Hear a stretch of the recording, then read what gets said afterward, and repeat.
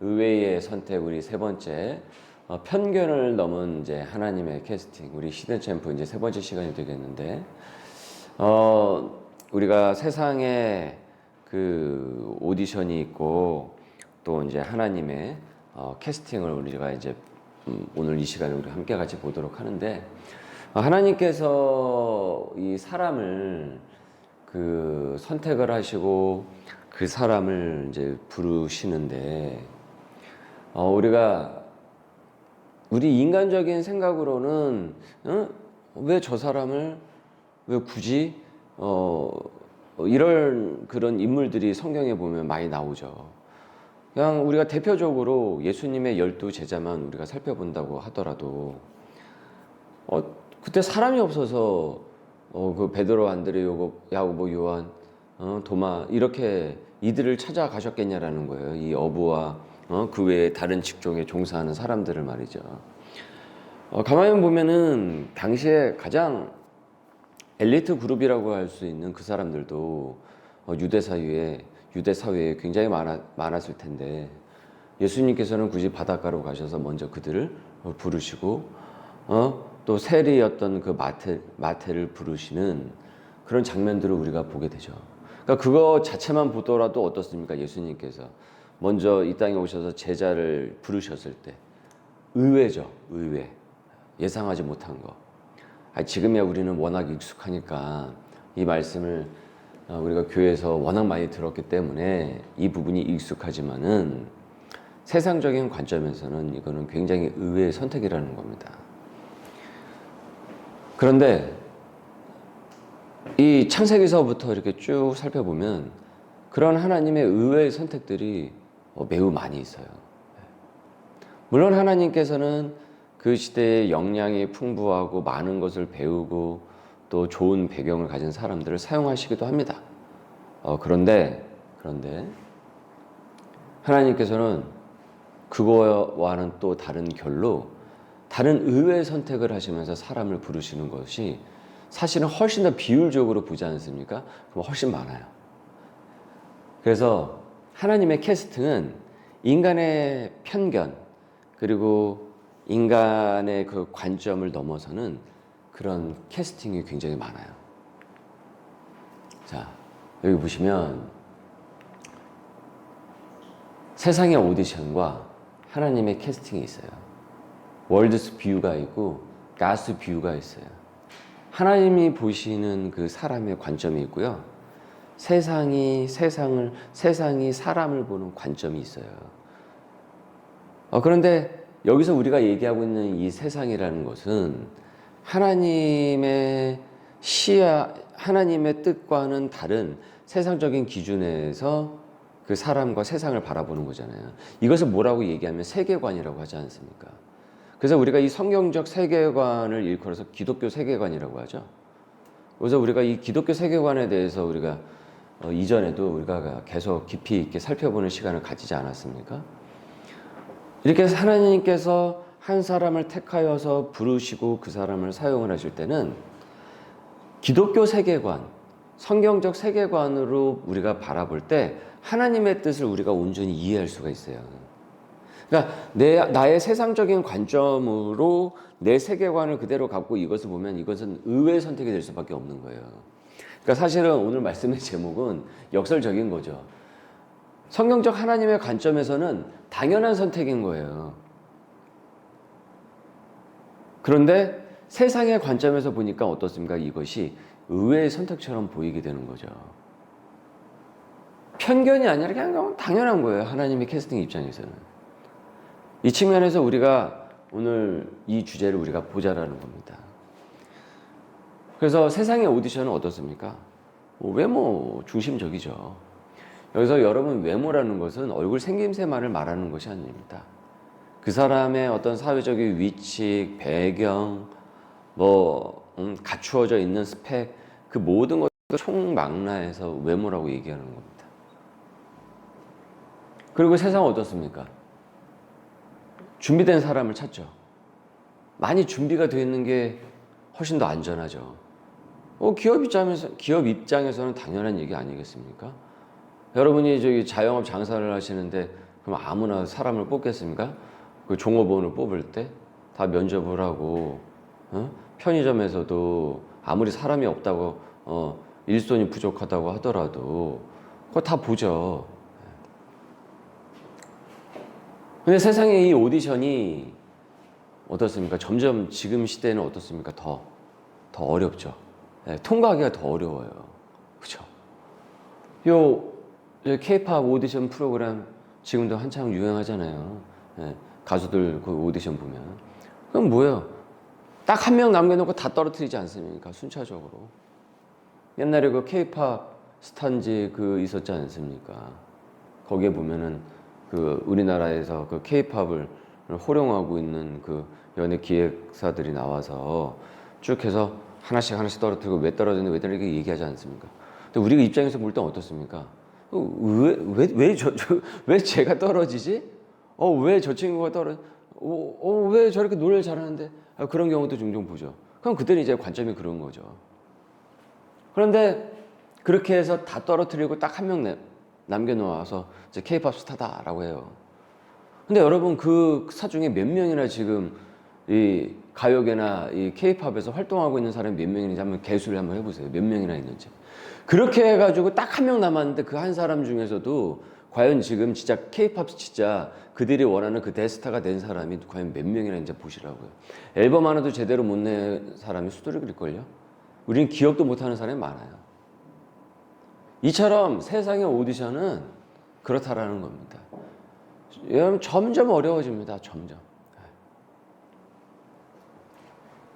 그래서 더 완벽하게 더 완벽하게 준비된 사람을 찾으려고 하죠. 그러니까 이 오디션은 어떠냐면은 이 기회를 받기가 너무 어려워요. 좀처럼. 웬만큼 잘해서는 눈에 띄질 않으니까. 좋아해 주질 않으니까. 이목을 끌질 못하니까. 그러니까 기회를 받기가 너무 어려워요. 그러면 이 사람이 어떤 줄 아세요? 불굴의 의지를 갖고 더 내가 열심히 해야지, 더 준비를 해야지. 이러기보다는 나중에는 장벽을 느껴지게 되세요. 거기 앞에서 낙심을 하게 되고 절망을 하게 됩니다. 그리고 아예 하질 않게 돼요. 왜요? 어차피 해봤자 그 장벽이 너무 높다라는 것을 알기 때문에. 그게 이미 학습이 된 거예요. 계속 가면서. 자, 왜 이 말씀을 드리냐면 이거는 우리의 자녀 다음 세대들에게도 우리 크리스찬 부모들이 어떻게 양육을 해야 되는지 그 관점도 우린 여기서 발견하게 돼요. 이 세상의 관점으로 우리도 우리의 자녀를 바라보지 않습니까? 그러면은 여러 준비를 하게 하는 것은 필요한 건 맞아요. 공부가 됐든 아니면 다른 기술이 됐든 무엇가 됐든. 그런데 모든 것을 이 세상의 이 높은 벽에 대한 관점은 우리가 그냥 무시를 해버리고 이 아이의 능력이 다 안 돼가지고 그렇게 했다라는 것으로만 우리가 치부하기 시작을 하면요. 그 영혼이 살기가 어려워요, 되게. 그 장벽을 허들을 넘어가기가 굉장히 어렵다라는 거예요.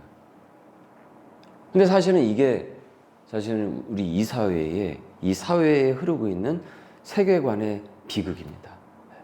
그러니까 아주 잘해도 너무 잘하는 게 너무 많아야 되는 거예요. 다 잘해야 되는 거예요. 그러니까 여기 보내고 계속 보내는 거예요. 형편이 되면 그냥 쪼랭이 빚을 내서라도 우리가 한다라는 겁니다. 근데 그렇게 해도 그 허들이 더 높다라는 것을 더 발견하게 된다라는 거죠. 사실 우리는 진짜 영적으로 어떻게 보면 이 시대가 이 AI 시대고 로봇 시대라고 하는 이 시대에 정말 더 또렷한 그 세계관적 관점으로 나를 바라보고 우리의 자녀를 바라보고 우리의 가정을 바라보고 이 시대의 교회와 이 땅을 바라볼 수 있는 온전한 하나님의 시각을 바라볼 때 우리가 하나님 앞에서의 소명자로 굳건히 서나갈 수가 있어요. 어떤 사람과의 비교 의식과 우위 속에서 나는 저기서 탈락된 사람이야, 떨어진 사람이야, 나는 뭐 할 수가 없네, 이런 그 사단의 이 영적 그런 공격으로부터 우리 스스로를 보호할 수 있다는 겁니다. 그러니까 사실은 이거는 그저 오늘 한번 그냥 가고 뭐 목사님이 수요일 날 하시니까 하나보다 이렇게 생각하실 게 아니라 이 기점을 통해서 우리는 하나님의 관점이 무엇인지, 그리고 내가 진짜 온전히 하나님의 관점을 갖고 있는지, 나는 교회를 어떻게 바라보고 있는지, 이 세상을 어떻게 바라보고 있는지, 우리의 가정과 우리의 자녀, 우리 배우자, 나는 어떻게 바라보고 있는지, 이것을 오늘 이 시간에 함께 같이 또 살펴볼 수 있었으면 좋겠습니다. 자, 그러면 하나님의 캐스팅은 어떻습니까? 중심을 보십니다. 여러분, 이건 우리에게 너무 위로가 되는 것 아니겠습니까? 여러분, 이게 부담이 되십니까? 여러분, 외모를 보는 게 더 부담이 되세요? 중심을 보시는 게 더 부담이 되세요? 만약에 여러분 하나님께서 똑같이 그 K-팝 스타의 그 오디션 JYP YG 그 사람들처럼 그렇게 우리를 그렇게 바라보시는 게 더 덜 부담스럽고 그게 더 좋으세요? 아니면 중심을 보시는 그 하나님이 더 좋으세요? 여러분, 이게 더 편한 거예요, 사실은. 중심을 잡는 게 더 사실은 따지고 보면 더 편한 거예요. 훨씬 우리에게 유익하고요. 훨씬 더 좋은 거예요. 이거는 상대평가가 아니잖아요. 누군가를 떨어뜨려야 되는 게 아니잖아요. 하나님 앞에서의 영적인 평가만 있을 뿐이에요.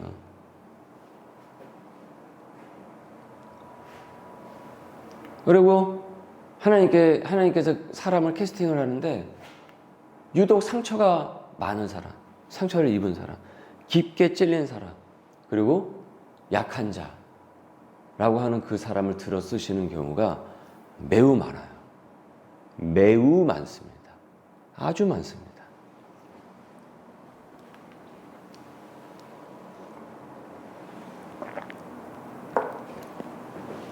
자, 그래서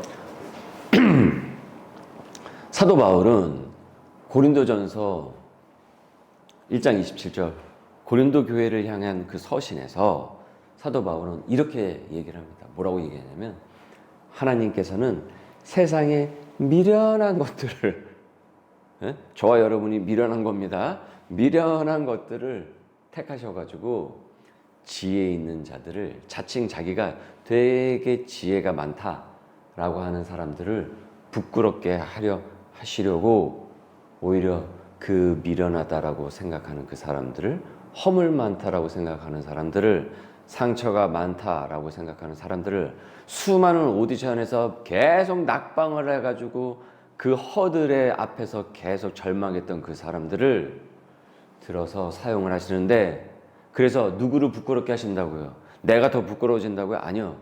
지혜 있는 자들을 부끄럽게 하시려고 한다라는 거예요. 방금 지금 K-팝이 유행이니까 이 예를 실례를 들어서 한번 말씀을 드리면 아이유 아시죠? 네, 가수 또 연기자 인기 엄청 많잖아요. 근데 아시죠? 그 JYP에서 면접에서 떨어졌어요. 박진영 씨가 떨어뜨렸어요, 그냥. 너는 우리하고 잘 맞지도 않고 그쪽을 별로 이렇게 대성할 것 같지 않다라고 해서. 나중에 어떻습니까? 완전히 스타가 되고 나서 얘기하잖아요. 내가 왜 그때 안 뽑았는지 자기도 모르겠다. 그 얘기한 게 있어요. 네. 여러분 그 세계에서도 축소해서 그 세계만 바라보더라도 그 세계에서도 제대로 그 안목이 그렇게 케바케 요즘 애들이 말하는 케이스 바이 케이스로 케바케로 이렇게 달라져요. 그게 절대적인 게 아니라는 거죠. 그 세상의 오디션이라는 것이. 그러니까 내가 나를 인식을 하고 내 재능과 은사를 바라볼 때는 세상의 관점에서 자꾸 나를 바라보면은 그건 항상 허들만 생겨요. 허들이 계속 있는 게 보이게 돼요. 왜냐하면 우리가 완벽하지 않기 때문에. 그러나 하나님이 우리에게 주신 그 중심적인 그 관점, 여기 말씀인데 중심을 보신다고 했는데 그 중심의 관점대로 God's view, 기독교 세계관으로 나를 바라보고 이 세상을 온전히 우리가 바라볼 때 나도 나의 역량과 은사를 제대로 바라보고 내 위치를 제대로 파악해낼 수가 있습니다. 계속 그냥 황사가 저렇게 날아다니네 나는 왜 이렇게 되지 않을까 하면서 계속 가랑이가 찢어지는 일들이 벌어지지 않고 나는 나대로 하나님께서 주신 소명과 은사대로 살아갈 수 있는 법을 그 중심을 형성하게 된다는 거죠. 그래서 오늘 이번에 이 주제가 무엇입니까? 히든 챔프잖아요. 히든이에요. 숨어있는 사람들이에요. 근데 그들이 어때요? 챔프예요. 이건 경제학 용어에서도 나오는 거예요. 히든 챔피언이라는 히든 챔피언 그룹이 있다라고 하잖아요. 히든 챔피언이라는 그 기업이 있다고 하지 않습니까? 숨어있어. 근데 잘 몰라요. 앞으로 지금 로봇 시대가 됐죠. 앞으로 그렇게 될 겁니다. 지금 엔비디아가 전 세계를 호령하고 있죠. 기업사에서도요. 그 엔비디아는 제가 옛날에 말씀드렸죠. 저 친구하고 가가지고 용산에 가가지고 그 그래픽 카드가 하나 샀는데 그게 엔비디아 제품이었다고. 그때는 그 카드가 그래픽 카드가 있어도 되고 없어도 되고 그런 것이었어요. 근데 지금은 어떻습니까? 반드시 있어야 되면서. 그때는 그냥 변방의 회사였어요. 그 젠슨 왕이 여기 한국에 와가지고 삼성의 이재용 회장 만나려는데 만나지도 못하고 되돌아간 적이 있어요. 그래서 한때 삼성이 그 삼성 그 반도체를 자꾸 이렇게 리젝트 하니까 그 한때 그런 얘기도 나왔어요. 그때 안 만나줘가지고 저기 복수하는 거다 뭐 이런 얘기까지 썰도 막 돌아다니고 막 그랬었단 말이죠. 그러니까 이처럼 우리가 이 기업사라든지 이런 연예사에서도 엔터테인먼트 이런 사에서도 그 관점이 이렇게 바뀌고 저렇게 바뀌고 그러는데 거기에 그렇게 거기에 이 세상의 오디션의 모든 거를 그냥 몰빵을 하듯이 우리가 살아가는 것이 얼마나 우리를 불행하게 만드는 것입니까? 그래서 다시 말씀을 드립니다. 하나님께서는 세상에 미련한 것들을 택하셔가지고요. 지혜 있는 자들을 부끄럽게 하신다라고 얘기하고 있습니다. 여러분, 고린도 교회가 어떤 교회였습니까? 되게 세속적인 교회였어요. 아시죠? 아주 그냥 그 교회 안에서 그냥 입에 담지도 못할 죄들이 그냥 뭐 벌어지고 그 안에서 막 치고받고 별일이 다 있는 교회였어요. 초대교회라고 여러분 다 멸종했던 초대교회가 아닙니다. 우리 초대교회로 돌아가자, 초대교회로 돌아가자 하는데 고린도 교회와 같은 초대교회로 돌아갔다는 난리가 나는 거예요. 그런데 이 세속된 이 도시에 그리고 거기에 있고 여전히 이게 이 성화가 되지 않은 그 교회에 주시는 말씀이었다라는 거죠. 즉 고린도적인 너희들이 고린도에 산다고 해서 고린도적인 시각을 갖고 너희들이 그걸 바라볼 것이 아니라 하나님의 관점에서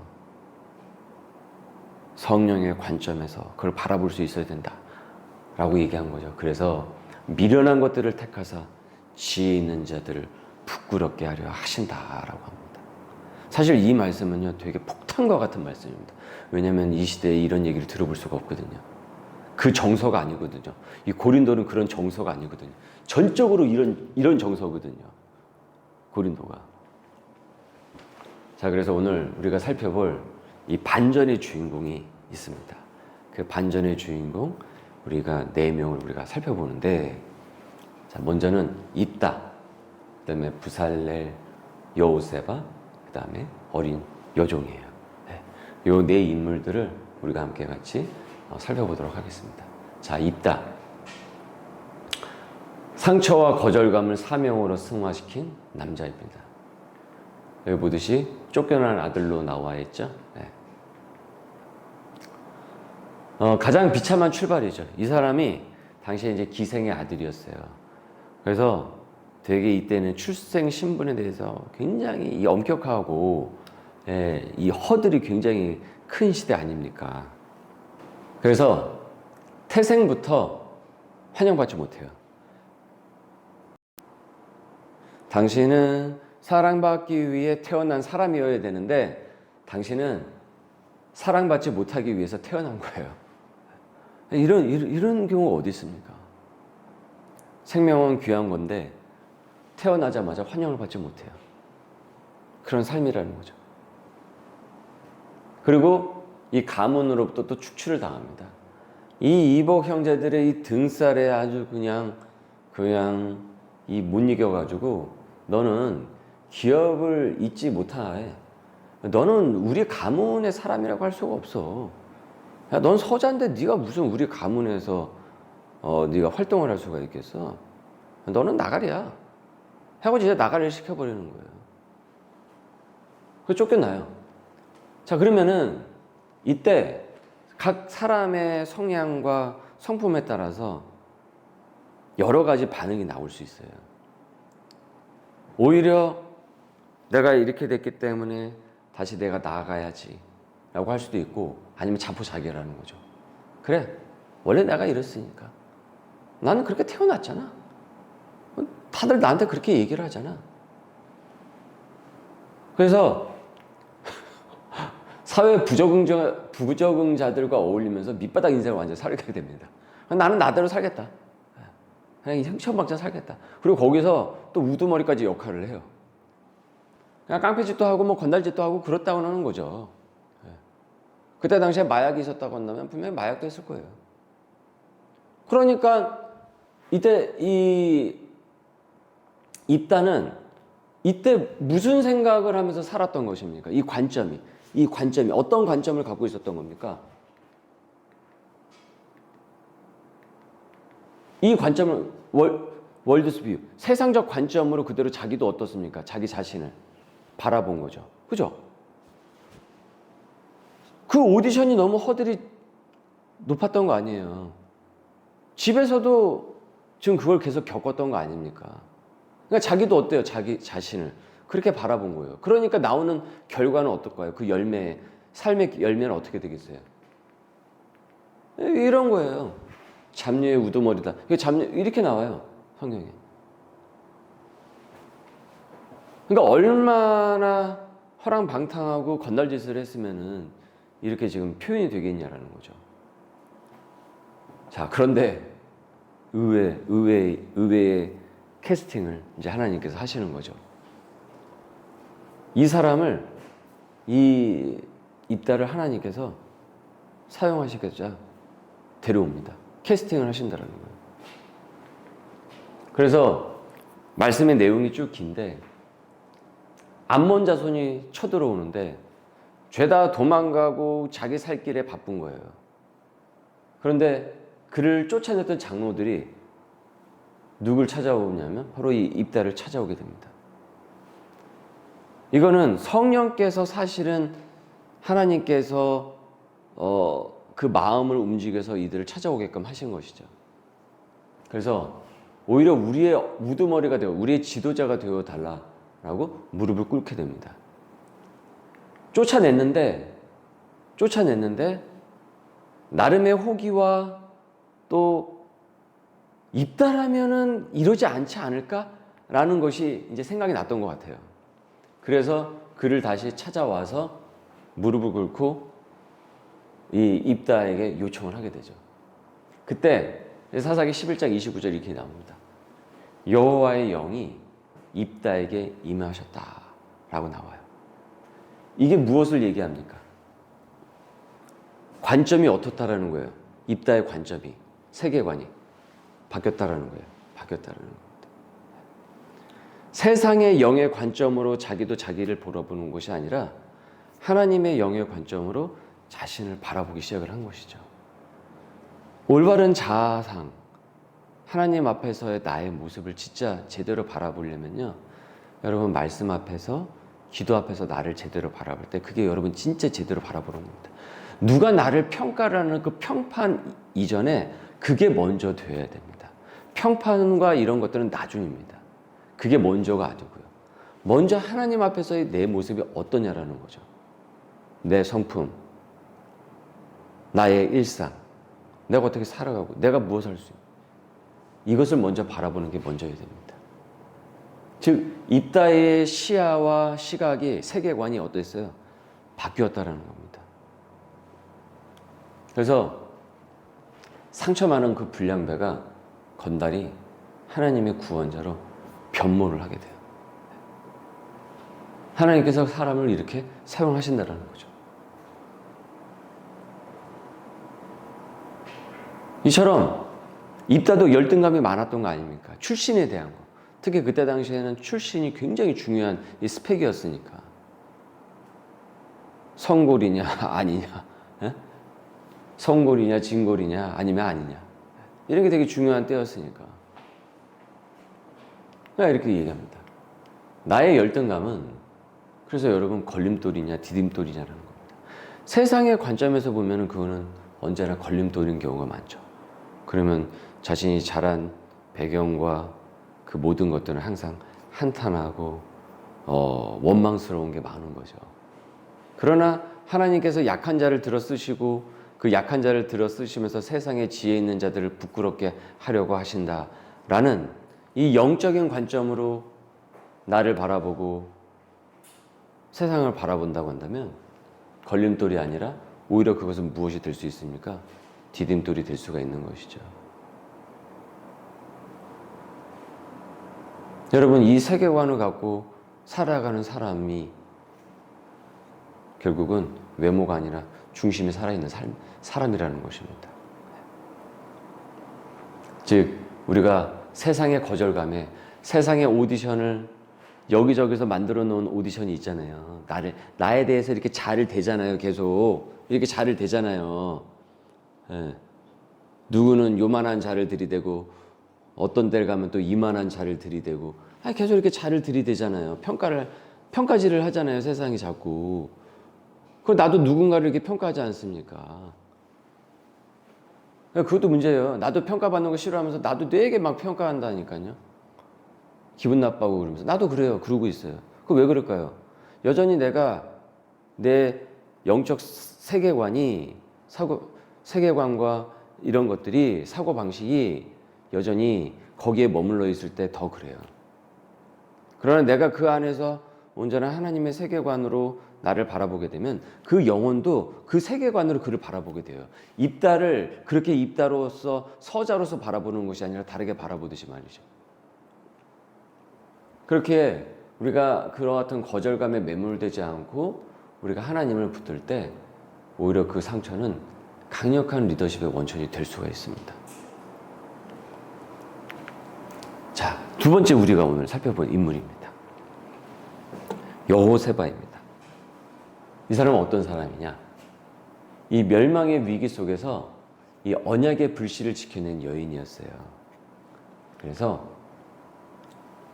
이 아하시아의 어머니 아달랴가, 아하시아 왕의 어머니 아달랴가 아예 그냥 정족을 그냥 다 멸절시키려고 하는 거예요.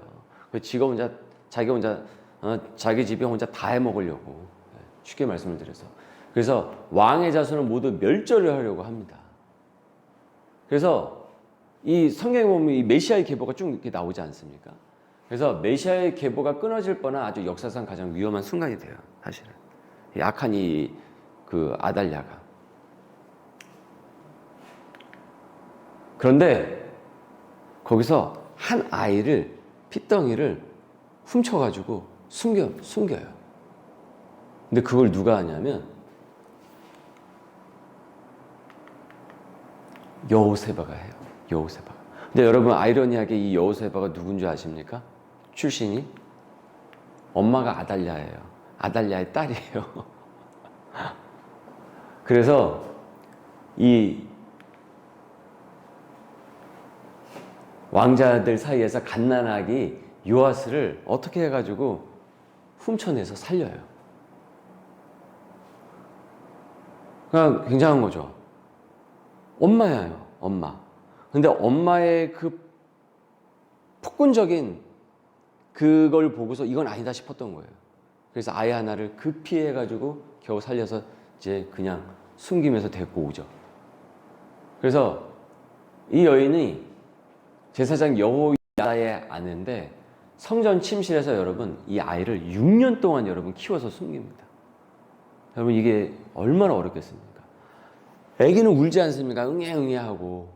근데 그 응애 소리가 안 나가기 위해서 얼마나 급급하게 그 애를 썼겠어요. 예. 들키지 않으려고 노심초사하면서.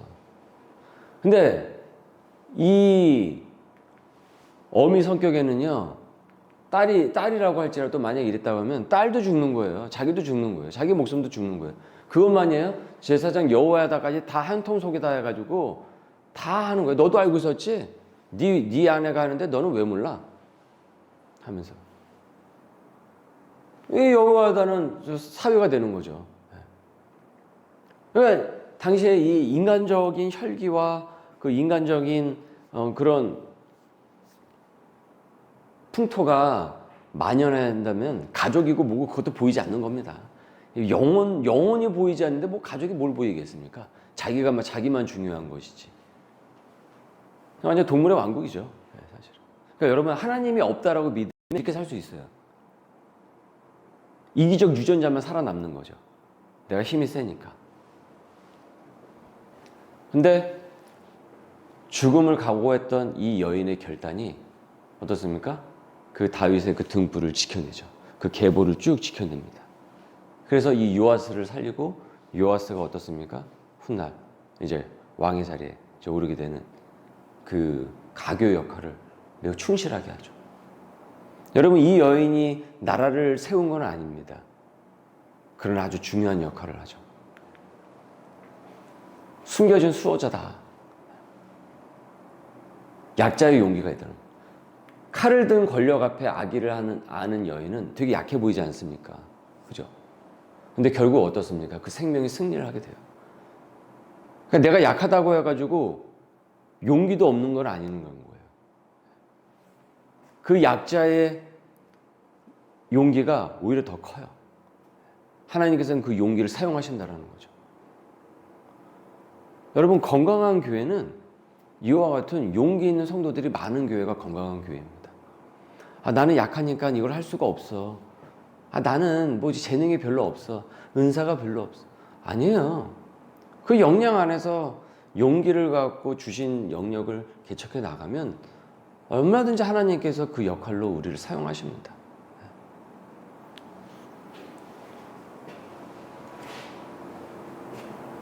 언약의 통로다. 그래서 내가 대단한 일을 하지 못했다고 할지라도 하나님의 약속을 지켜내는 것이 여러분 가장 위대한 사명이라는 것입니다. 그래서 내가 언약의 통로로서, 내가 말씀의 계보를 이어가는 사람으로서 나도 이 여인처럼 이와 같은 역할을 내가 지금 하고 있는가? 우리 교회 사역이라든지 아니면 내 가정과 사역에서 내가 몸담고 있는 그 사회의 삶 속에서 나는 그 역할을 하고 있는가? 나는 약해. 나는 할 줄 아는 게 별로 없어. 내가 계속 이렇게만 하는 것이 아니라 내가 그 하나님의 생명을 내가 구하기 위해서 한 생명이라도 내가 그에게 복음을 전하기 위해서 그 생명을 살린다고 한다면 그 사람이 요아스가 되는 거예요, 장차.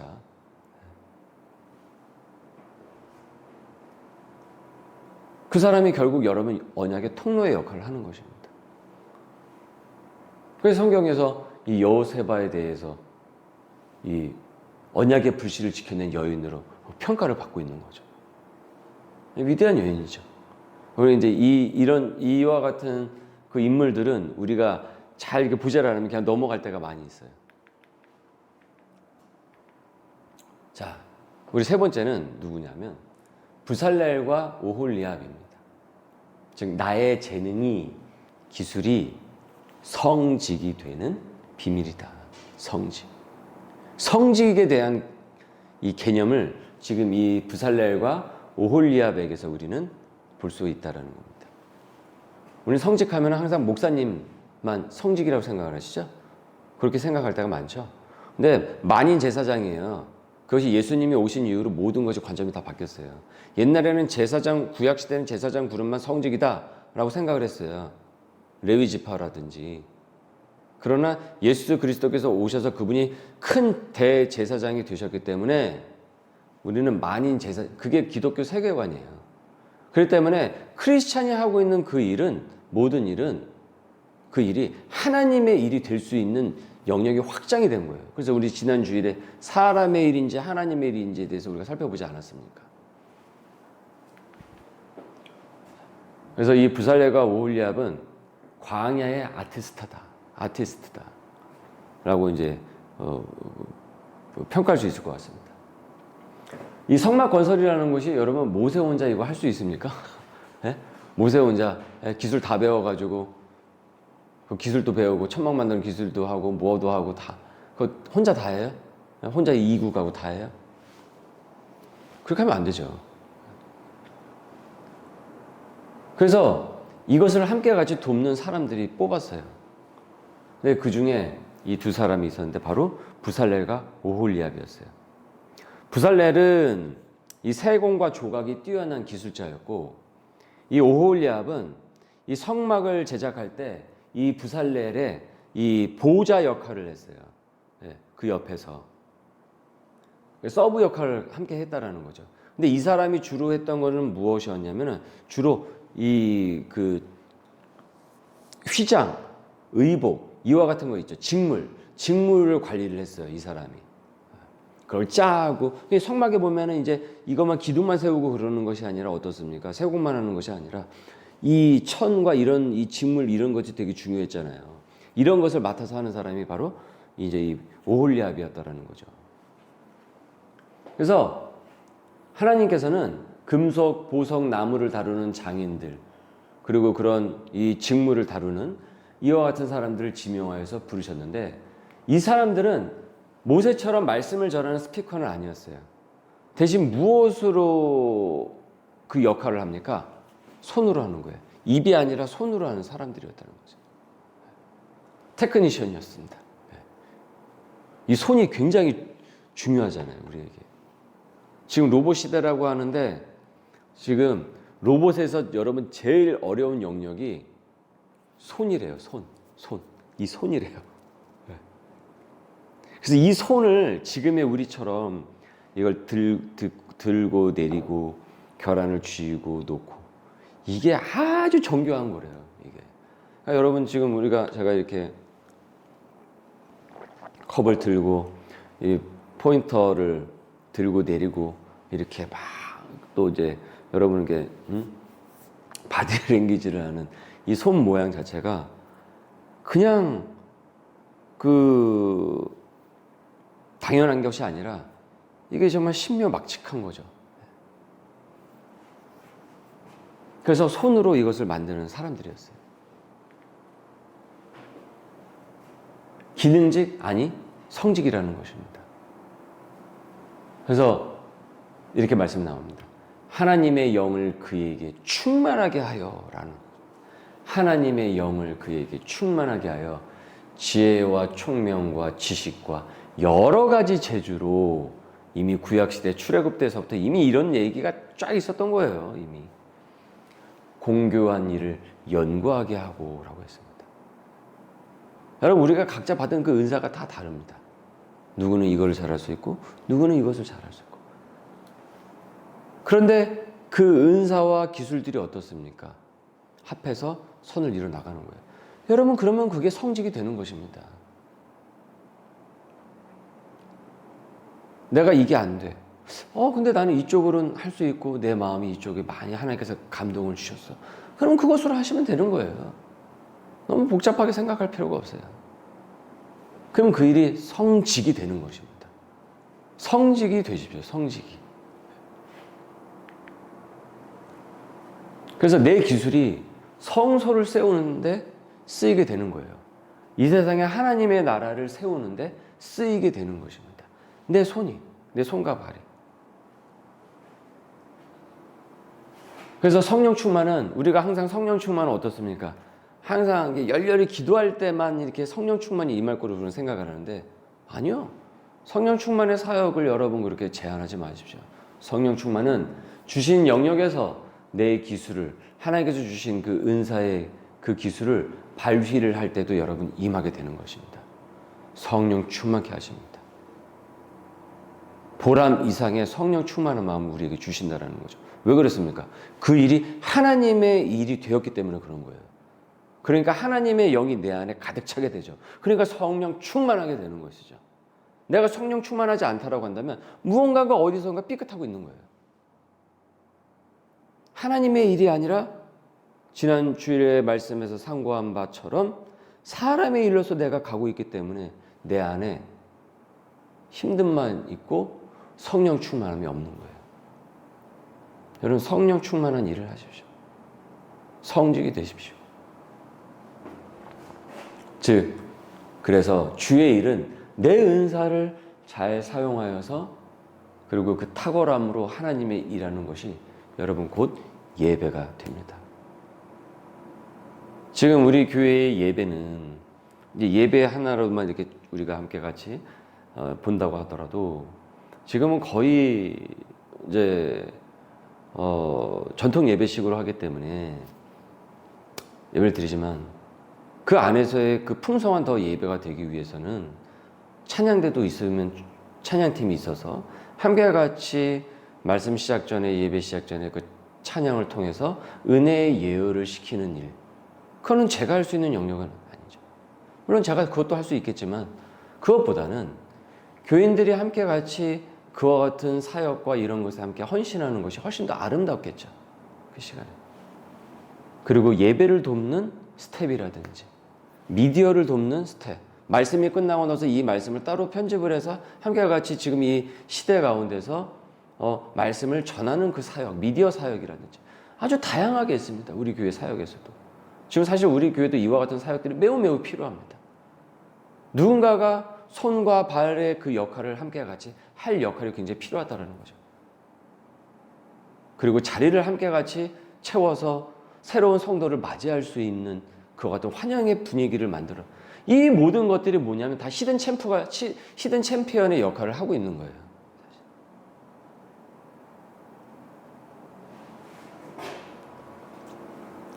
그 모든 것들이 예배가 되고요. 주님의 성소를 세우고 예배가 안정되고 그 안에서 은혜를 우리가 누리게 될 때 그 은혜가 이 지역 사회로 퍼져가고 그것이 선교가 되는 것 아니겠습니까? 우리 소명교회가 그 역할을, 그래서 우리에게 교회를 허락해 주신 거예요. 그리고 우리는 하나님 앞에 갔을 때 나의 삶의 족적을 그 앞에서 우리는 내어놓고 모든 것이 평가받게 되는 것이고, 그리고 그분은 중심을 보신다고 했으니까 중심. 그래서 적용입니다. 나는 나의 재능으로, 손으로 어떻게 지금 하나님의 집을 짓고 있는가?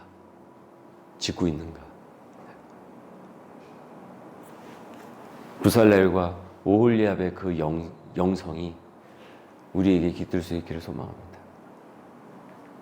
자, 우리 이제 마지막입니다. 그 네 번째 인물은 누구냐면 나아만의 어린 여종입니다. 이 여종의 이름을 알고 싶었으나 그 이름은 잘 나오지 않습니다.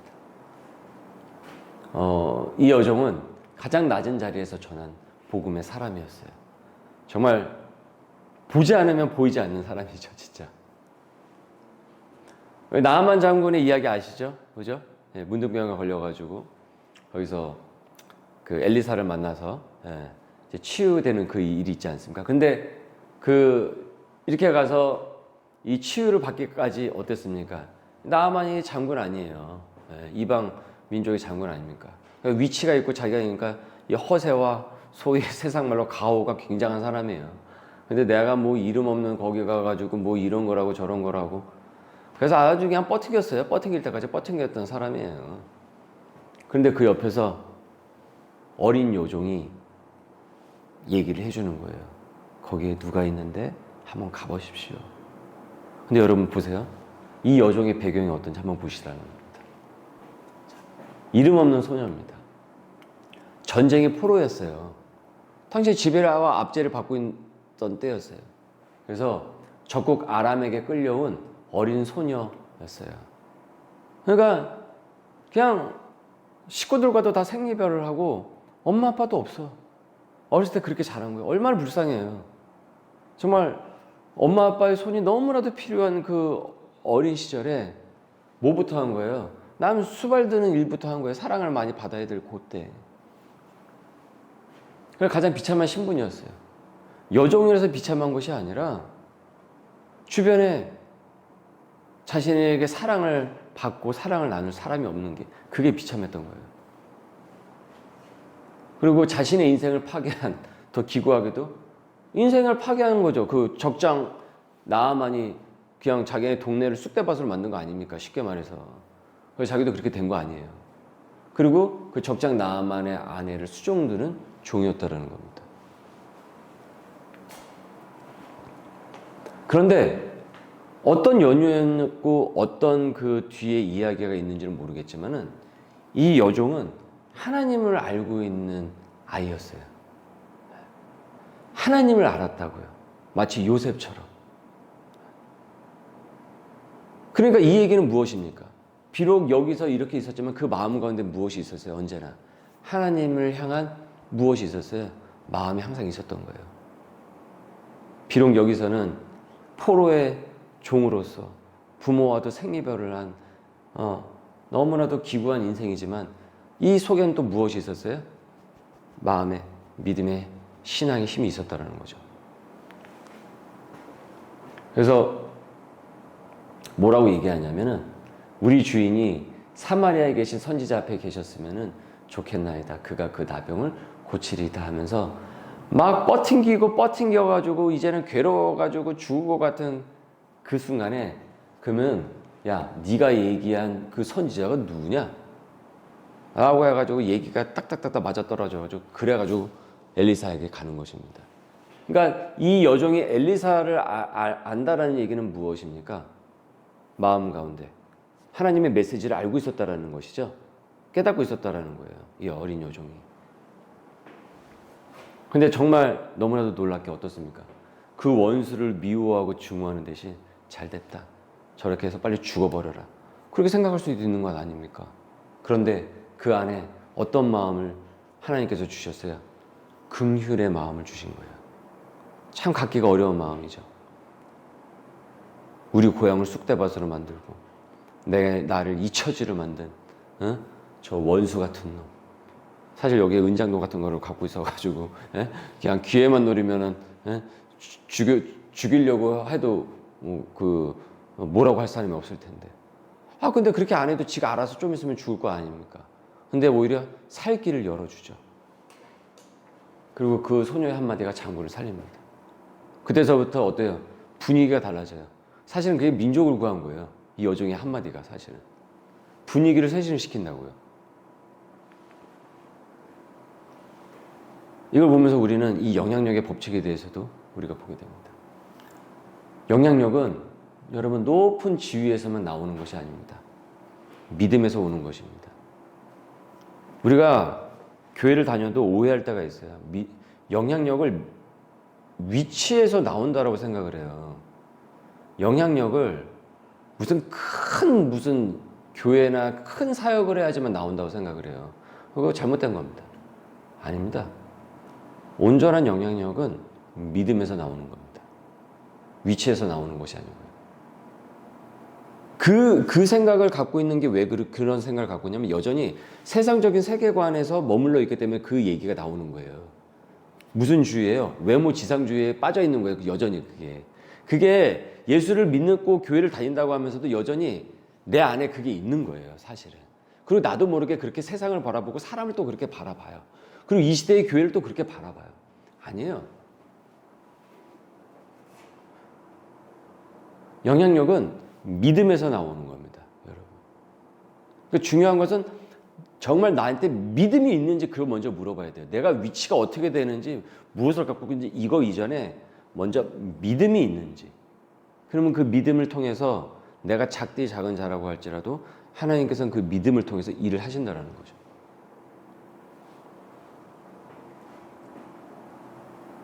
그렇기 때문에 우리는 가장 낮은 자리, 억울한 상황에서도 어떻습니까? 오히려 복음의 통로가 될 수가 있습니다. 여러분, 요셉, 우리가 잘 알고 있는 요셉을 보십시오. 요셉이 가장 낮은 자리인 성범죄자 누명을 쓰고 감옥으로 들어갔죠.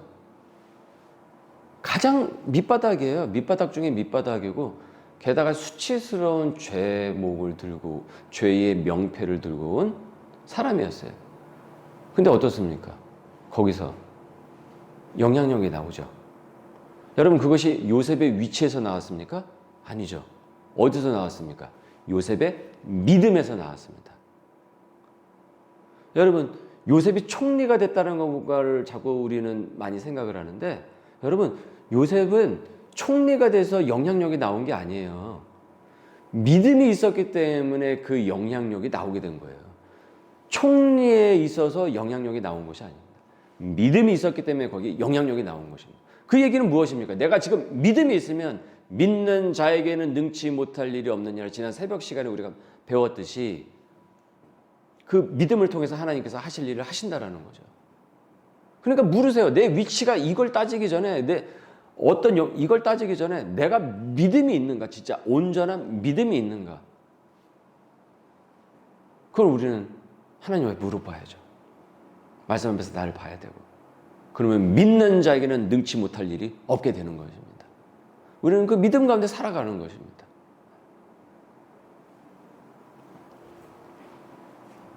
그렇게 적용을 할 때 이 질문인데 나는 선악 영향력을 어떻게 끼치며 살고 있습니까? 라고 했는데 사실 여기서 먼저 질문해야 될 것은 선 질문이 되어야 될 것은 나는 진정 믿음을 갖고 있습니까? 이걸 먼저 물어봐야 되는 거죠. 이것이 되면은 이 질문에도 우리는 답을 할 수가 있는 거죠. 이 어린 여종을 통해서 어떻습니까? 많은 것들이 변하기 시작을 합니다.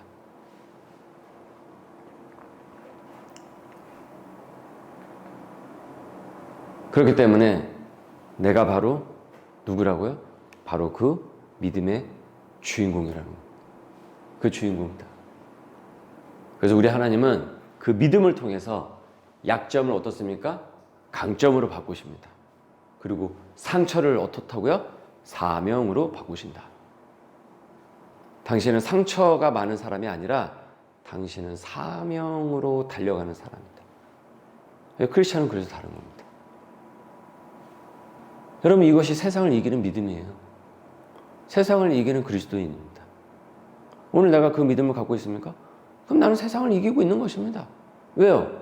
어차피 예수 그리스도께서 이 땅에 오시면 이미 결론이 나온 거잖아요. 아직 그 시간이 된 건 아니지만 모든 것을 어떻게 해요? 다 교통정리하시고 끝내버리시겠다고 말씀하셨잖아요. 그러니까 이미 우리가 하고 있는 전쟁, 믿는 자에게, 믿음이 있는 사람에게 있는 이 모든 전쟁은 이기는 전쟁이에요. 이길까 봐 질까 이길까 이 전전긍긍하는 전쟁입니까? 반드시 이기는 전쟁입니까? 이기는 전쟁인 거죠. 우리는 이기는 전쟁으로 나아가고 있는 거죠. 왜요? 예수 그리스도께서 이 땅에 다시 오실 것을 믿기 때문에. 그래서 요한계시록에 이기는 자라고 표현을 하잖아요. 이기는 자라고. 이기는 자라고.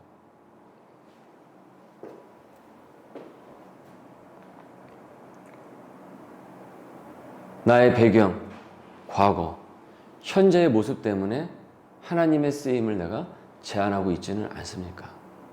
내 능력이 약한 데서 온전하여 짐이라. 내 능력이 약한 데서 온전하여 짐이라.